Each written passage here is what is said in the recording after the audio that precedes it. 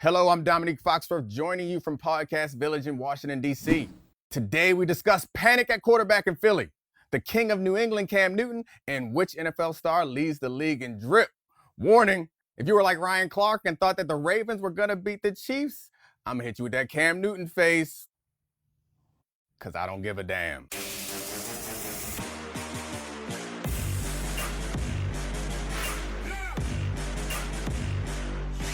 We're 4 games into the season, and we've already seen the good, the bad, and the ugly. To discuss it all and more, I'm lucky to be joined by the Prince of North Philly, self-proclaimed, but still the Prince of North Philly, the GOAT, the writer at The Ringer, Tyler Tynes. What up, Tyler? Now, man, you can't say self-proclaimed too, because the streets have already said it a few times. So I'm just going by what the streets said. I'm not in the streets of North Philly with an F, but I don't think if I went there right now, I said, who is the Prince? They're gonna say Tyler Tynes. That's what I'm gonna hear. That's the first word. It would be a bunch of short dudes with different colored locks and a bunch of chains, all singing Lil Uzi Vert songs, and they would tell you what's up. So I mean, look, go down there, but you too rich. You too rich for us now. You ain't lying. All right, let's go to control room. What's the first topic, Trav? Will Cam Newton eventually get the credit he deserves? All right, so Tyler, you are the go-to Cam Newton source. You wrote an article about how 31 teams owe Cam an apology. You also did the Cam Chronicles podcast over the offseason. So what are your feelings about Cam and the respect that he's received so far? I mean, it seems like he's getting some of his due worth, right? But like, you really know who folk is when you don't have to talk to him every day. And, when you don't see him, you know who folk is, right? When they talking behind your back. And so how is this guy and this type of talent able to go 86 days in the offseason with no discernible injuries, with no problems when it comes to reading the football field, with being a generational talent, outside of the fact that the answer is most likely attributed to racism? And so if the idea here is that this black quarterback, who is the vanguard for the current class of black quarterbacks, was easily able to sit out, was easily able to take, the 855th worst deal in the NFL, something like that, this is a problem. And so y'all are giving him his flowers now because he had to knock the door down with his own hammer. And so it's great that Cam Newton's tearing it up on prime time. It's great that the Patriots are good. Well, great depending on who you is. That's great to me. But, it's great to see that he's actually succeeding in a way we all knew he probably would with 2 years off of football, outside of being the most hit quarterback of the decade outside of Russell Wilson. And so what do you think is going to happen when the dude who ain't going to be hit for 2 years, got to rehab and pick his own team is going to do when they model the offense after him? All right, Big Trav, what else we got? Does Jalen Hurts give the Eagles a better chance to win?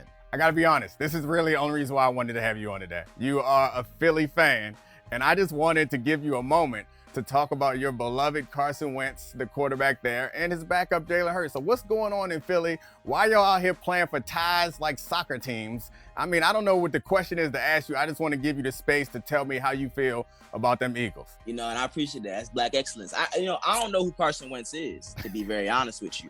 I've never met the man in my life. I've never heard of the man in my life. In my household, we pray to a guy named Jalen Hurts. And so the way me and my family is set up is that you don't draft a dude second, 53rd if you don't expect not to play the dude, okay? Carson Wentz, as great as he may have been in 2017, the flashes he's shown of his athleticism in every other year, it was very clear this man had a problem when it came to playing certain aspects of the game. Now, a lot of Philadelphia fans, they are prone to do with their favorite white knights. They like to make excuses, right? Doug Peterson wasn't that acclaimed of a coach, but he got the job after Chip Kelly. Now you've got Carson Wentz coming in, and he seems like the prodigal son. 2017, almost wins the MVP, tears his legs inside out, and now you got to say and make excuses for the fact that he's probably never going to get back to that level.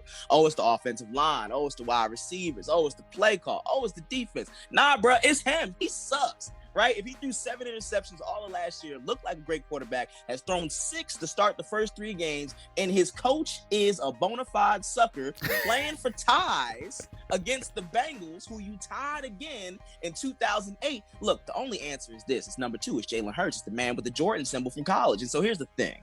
If the press goes to Doug Peterson and says, yo, do you think it's a problem with your guy? Maybe we should switch something up. And he's like, no, that's a knee-jerk reaction. Let me tell you something, partner. Matt Nagy said, we don't even want Mitch Trubisky, and gave you the guy who won a Super Bowl in 2017 with the Eagles.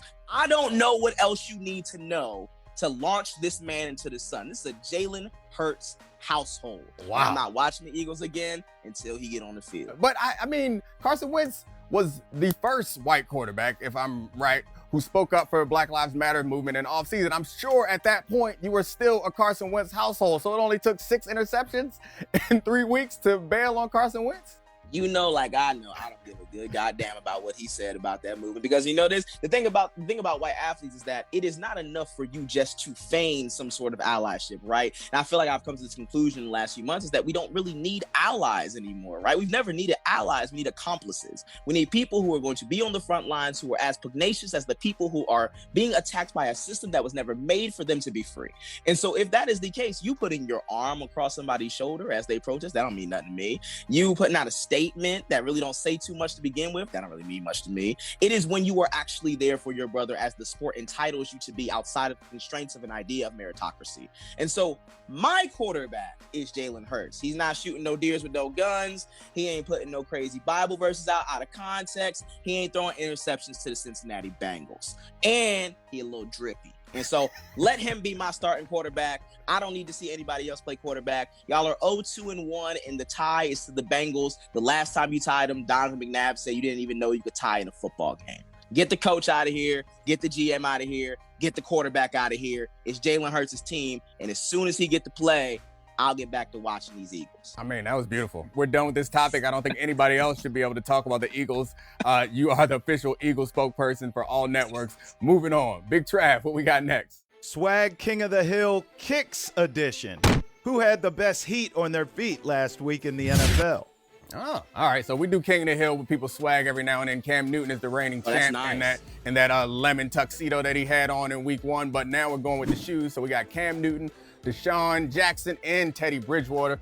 Let's see. Oh, that's Patriots right there. So Cam Newton and the Superman holding the Wakanda, a Marvel DC collabo. And then we in the middle, we got D-Jack with the Breonna Taylor salute.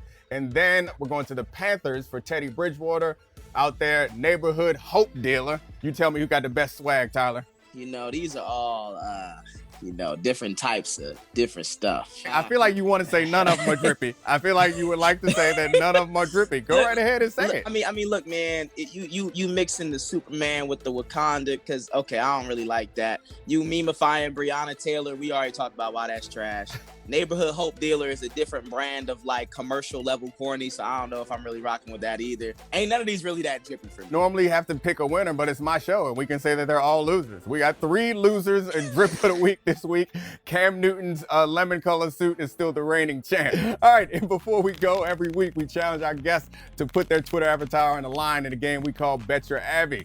Tyler, the loser of the bet, has to change their Twitter profile picture to whatever the winner wants for 24 hours. I won last week.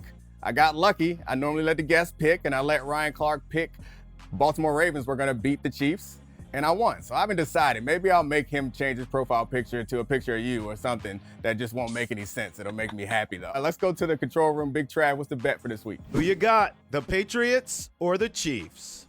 All right, well, somebody went wrong last week picking against the Chiefs. And it won't be me this week, all right? Patrick Mahomes is the king of this league. And you come for the king, you best not miss. I ain't voting against the dude who just beat the second best team in football and barely broke a sweat, right? Like, while Cam Newton in this little kind of weird wing T kind of version of this offense, this 2010 Auburn kind of offense made for the NFL, like, while I don't really want to vote against that and how dominant one player can be in the middle of the field when you change the dynamic of the game, the Chiefs are the reigning Super Bowl champions with the best player in the NFL who just beat the second best team in the NFL and did not care. And I don't mean just beat them, Fox. I mean, every single position coach except the special teams coach on the Baltimore Ravens got embarrassed on Monday Night Football. It was so rough. I ain't voting against that dude. The Chiefs, they seem to be like hit the switch type of team where they only show up for big games, because up until this Baltimore game, they were okay.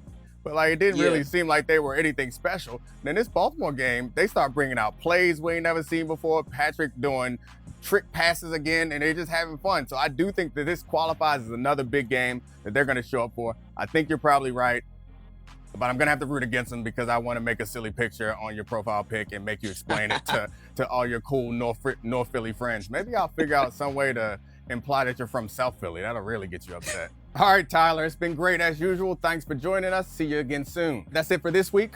Follow the Undefeated on Instagram for the IGTV version of I Don't Give a Damn. You're welcome.